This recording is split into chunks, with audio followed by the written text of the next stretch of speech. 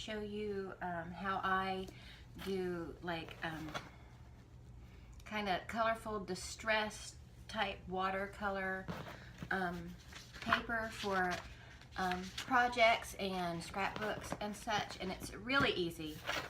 But and there may be other videos about this, I'm sure there are, but this is my take on it. So I'm starting off with just regular copy paper, and I just got some of these from the Dollar Tree, these little trays, and I have watercolor paints. I prefer the kind in the tube. I don't like the cakes because they're just a little difficult for me to thin out with water. And then I just got this this bottle here filled with water, and I'm just gonna put some water in a couple of these just to get some color started.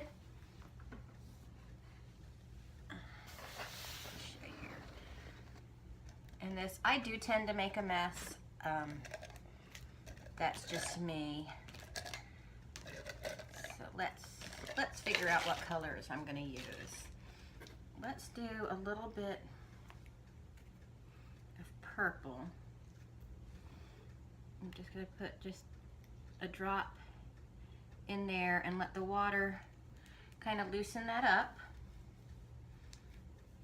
And then I'm going to do,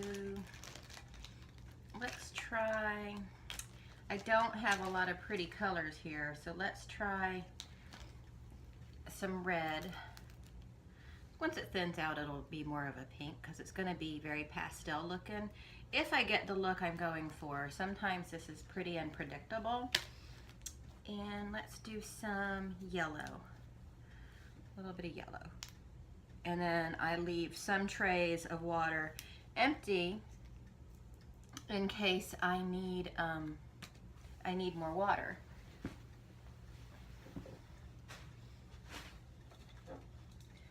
Then I'm going to grab some paint brushes to mix it up. You can use Q-tips.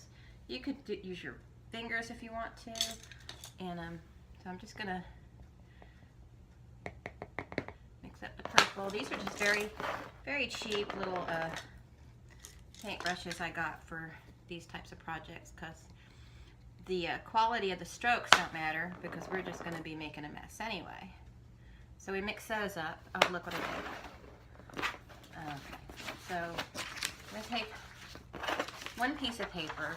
You can crinkle it up for kind of that aged look, or you can crinkle it up after you bake it.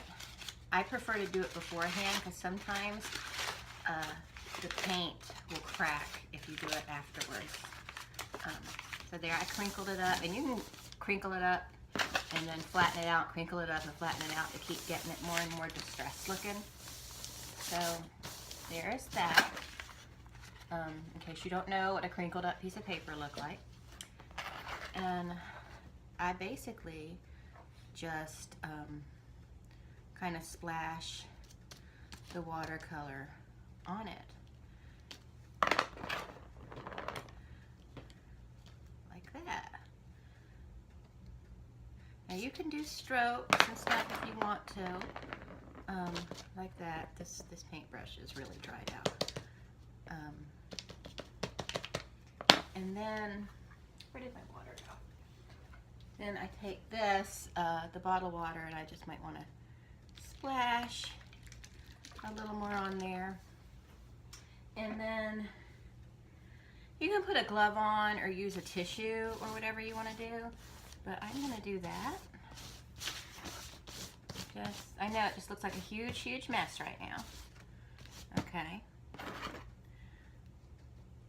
Put more color on it. It doesn't matter. You can get as messy as you want to get. And you can put as little or as much as you want on here. And even to lighten up the color some, if I have it,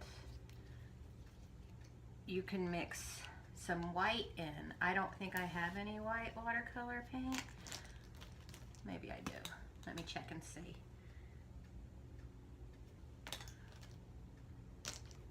No, I used all the white. Oh no, is this white? I think I used all the white in a project. Oh, here's a little white. And I'll put some white just in this one. Even though there's some yellow paint in there, that's okay. It does not matter. Just gonna mix that up.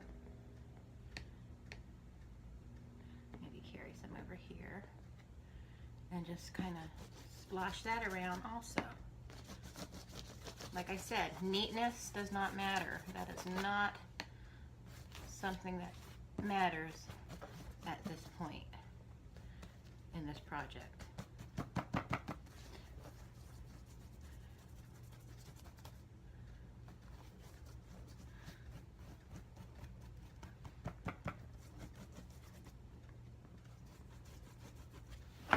And you can, again, use your fingers or a gloved hand if you like to spread it out. And you can also, if it's too much paint on that for your taste or for what you wanted to do, lay another piece of paper on top of it, and you've just decorated a second piece of paper. And then kind of peel it apart like that.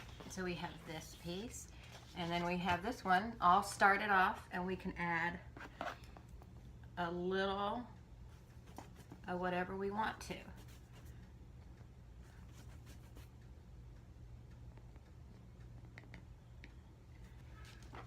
So there we go. We're just going to do these three. And then we're going to take these and bake them in an oven at about 150 degrees for just a couple minutes. Okay, so I've baked these to dry them out, and this is what they look like. See that, Eric? You like that? Mm-hmm. And I'm going to do about 10 of these. And I didn't do the back, but you can do front or back if you want. So, once you have these baked and, painted and baked and kind of, I just love the texture of them once they're done. But you don't necessarily have to bake them in the oven. Like this one wasn't. These three were. This just took a little longer to dry. But when you wet them and then bake them, something about the paper changes to where you can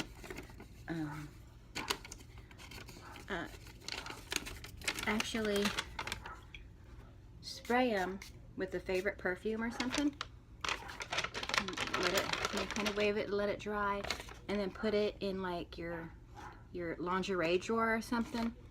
Everything smells so good. But I do recommend using a scent that you like, not some kind of cheap fragrance you bought and thought you would like, because it changes in your lingerie drawer. It starts to smell like bad breath or something.